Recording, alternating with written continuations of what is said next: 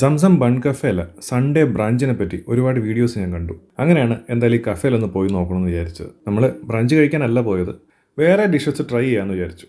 ഞങ്ങൾ ഇവിടുന്ന് ആദ്യം തന്നെ ഇവരുടെ സിഗ്നേച്ചർ ഐറ്റം ആയിട്ടുള്ള ബണ്ണാണ് കഴിച്ചത്. അത് ഒരു മസ്റ്റ് ട്രൈ ആണെന്നാണ് ഇവരുടെ മെനുവിൽ തന്നെ എഴുതി വെച്ചിരുന്നത്. അതുകൊണ്ട് തന്നെ ആദ്യം ബൺ വാങ്ങിച്ചു. സംഭവം ഒരു മസ്റ്റ് ട്രൈ തന്നെയാണ് കേട്ടോ. പിന്നീട് നമ്മൾ ഇവിടുന്ന് ഒരു ട്രെൻഡി ബ്രേക്ക്ഫാസ്റ്റും ജാപ്പനീസ് ചീസ് കേക്കും ബോൺലെസ് ചിക്കൻ സ്ട്രിപ്സും പിന്നെ ഒരു ദേശി കോഫിയാണ് വാങ്ങിച്ചത്. ചിക്കൻ വിങ്സും ജാപ്പനീസ് കേക്കും ട്രൈ ചെയ്ത് നോക്കി, സംഭവം കൊള്ളായിരുന്നു. പക്ഷേ ജാപ്പനീസ് ചീസ് കേക്ക് എനിക്ക് ഓവൻലിയുടെയാണ് ഏറ്റവും ഇഷ്ടമുള്ളത്.